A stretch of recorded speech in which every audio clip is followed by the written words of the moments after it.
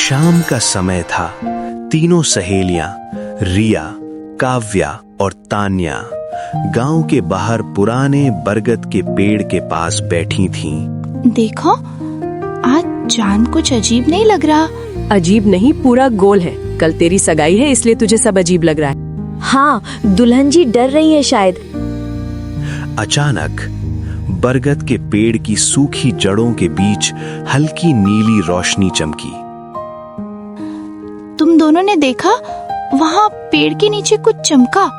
तीनों उठकर पास गईं। जड़ों के बीच मिट्टी हटती हुई सी लगी और एक पुराना गोल पत्थर दिखा जिस पर अजीब निशान बने थे। ये पहले कभी नहीं था यहाँ। अचानक हवा तेज हो गई। पेड़ की पत्तियां जोर से हिलने लगीं। समय पूरा हुआ। चुनी हुई आत्मा को आना होगा। चुनी हुई? कौन?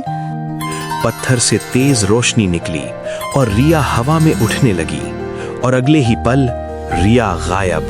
न जमीन पर न आसमान में, सिर्फ वो गोल पत्थर फिर से शांत हो गया। तान्या, ये सपना है ना? अगर सपना है तो हमें भी जगा दो कोई।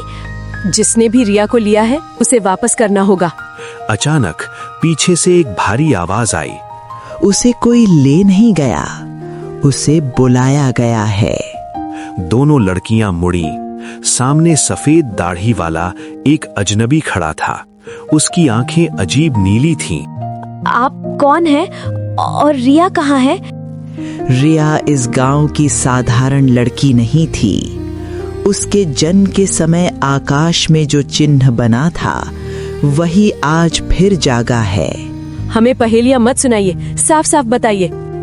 वो आकाश द्वार में गई है, एक ऐसी दुनिया जहां से हर कोई लौट नहीं पाता। क्यों? उसे ही क्यों चुना? क्योंकि उसके खून में रक्षक वंश की शक्ति है। सालों पहले इस गांव की एक स्त्री ने आसमान के लोक से समझौता किया था और उसी की वंशज है रिया। मतलब वो खतरे में है? बहुत बड़े खतरे में। हवा अचानक ठंडी हो गई। जो चुनी गई है वही कुर्बानी देगी। हम उसे छोड़ नहीं सकते। चाहे जहाँ जाना पड़े, हम रिया को वापस लाएंगे। अगर सच में जानना चाहती हो तो तैयार रहो। जो आकाश द्वार में जाता है वो पहले जैसा कभी वापस नहीं आता। बाबा, अगर रिया सच में किसी दूसरी दुनिया में है तो वो डरी होगी। उसे अंधेरे से बहुत डर लगता है। उसे याद है बचपन में जब बिजली चली जाती थी तो वो हमारा हाथ पकड़ लेती थी। बूढ़े ने उनकी बातें ध्यान से सुनी। उसकी आंखों में भी हल्की नमी थी। दोस्ती सबसे बड़ी शक्ति होती है, शायद यही उसे बचा सके।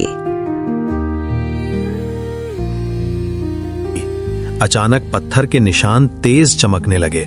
आसमान में गोल दरार सी खुल गई। नीली रोशनी नीचे उतरने लगी। उसी समय आकाश लोक में रिया ने धीरे धीरे आंखें खोली। मैं कहाँ हूँ? सामने एक विशाल चांदी का महल था जो हवा में तैर रहा था। उसके चारों तरफ बादल थे। महल की सीढ़ियों पर काले वस्त्र पहने एक स्त्री खड़ी थी। स्वागत है रक्षक वंश की आखिरी बेटी।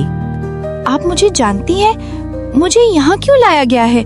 क्योंकि तुम्हारे खून में वो शक्ति है जो इस लोक को बचा सकती है या खत्म कर सकती है। मुझे कुछ नहीं चाहिए। मुझे मेरे घर जाना है। मेरी सगाई है, मेरे अपने हैं वहाँ। तुम्हारी परदादी ने इस लोक से एक वादा किया था। उस वादे के बदले तुम्हारा जन्म हुआ। अब समय आ गया है उस वादे की कीमत चुकाने का।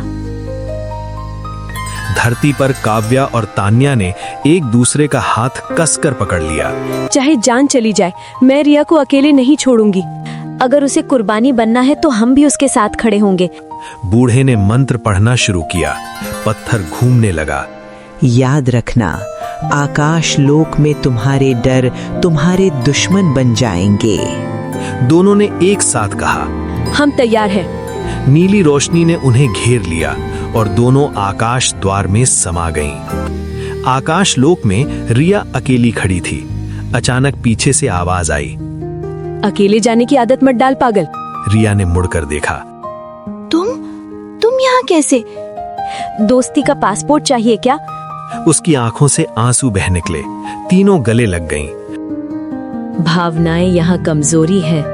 अगर इस लोक को बचाना है तो किसी एक को अपना सबसे प्यारा रिश्ता छोड़ना होगा। तुम तीनों में से एक को इस लोक का रक्षक बनना होगा और बाकी दो को धरती पर लौटना होगा। क्यों? हम तीनों साथ आए हैं तो साथ ही लौटेंगे। नियम दोस्ती से नहीं बदलते। स्त्री ने अपना हाथ हवा में उठाया। आसमान में चमकता हुआ दृश्य उभर आया। वहां एक पुरानी औरत दिखी, सफेद साड़ी में। वो बरगद के नीचे खड़ी किसी से वादा कर रही थी। अगर मेरा परिवार कभी संकट में पड़े तो मेरी आने वाली पीढ़ी में से कोई एक इस लोक की रक्षा करेगा। रिया की सांस रुक गई। ये तो मेरी परदादी है। हाँ, उन्होंने अपने बेटे को बचाने के लिए ये वादा किया था। तुम्हारे परिवार को बरसों से जो सुख मिला उसकी कीमत आज तुम्हें चुकानी है। किसी और की गलती की सजा रिया क्यों भुगते? ये सजा नहीं, कर्ज है। अगर मैं रक्षक बन गई तो क्या होगा? तुम्हारी उम्र यहीं थम जाएगी। तुम्हारे दोस्त बूढ़े हो जाएंगे। तुम्हारा परिवार तुम्हें मृत समझेगा और तुम सदियों तक इस लोक की रक्षा करोगी। पागल मत बन, हमें तेरी जरूरत है। तेरी माँ, तेरे पापा, वो टूट जाएंगे। अगर मैं नहीं करूंगी तो ये लोक टूट जाएगा और उसके साथ धरती पर भी विनाश होगा। तुम्हारा गांव, तुम्हारे अपने, कोई सुरक्षित नहीं रहेगा। रिया की आंखों के सामने अपने माता पिता का चेहरा आया। बरगद के नीचे बिताया बचपन, दोस्तों के साथ हंसी। उसने धीरे से अपने आंसू पोंछे। अगर मेरी कुर्बानी से सब सुरक्षित रहेंगे तो मैं तैयार हूँ। नहीं, हम कोई और तरीका ढूंढेंगे। अचानक महल हिलने लगा। नीचे गहरी खाई खुल गई। याद है तुम दोनों कहती थी कि मैं सबसे बहादुर हूँ? आज सच में बनना पड़ेगा। हमें छोड़कर मत जा। छोड़कर नहीं जा रही, बस थोड़ी दूर रहूंगी। जब भी आसमान में नीली रोशनी दिखे समझ लेना मैं वहीं हूँ। उसने धीरे से अपने हाथ छुड़ाए और महल के केंद्र में चमकती रोशनी की ओर बढ़ गई। रोशनी तेज होती गई। रोशनी के शांत होते ही महल स्थिर हो गया। सामने अब रिया खड़ी थी, सफेद और नीले प्रकाश में लिपटी हुई। उसकी आंखें पहले से अधिक गहरी और शांत थीं। अब मैं इस लोक की रक्षक हूँ। काव्या और तान्या घुटनों पर गिर पड़ी। महल शांत हो चुका था।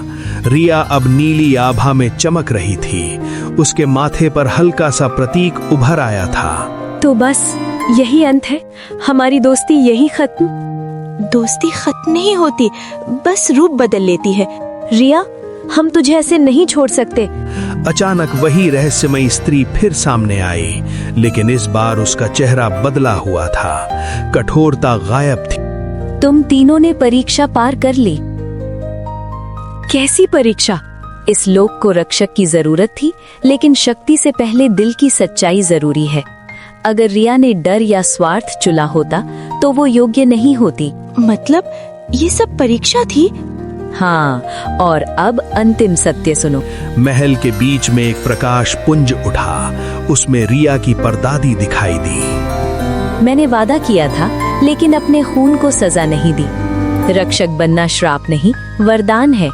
रक्षक धरती पर भी रह सकता है, बस उसका दिल निर्मल होना चाहिए।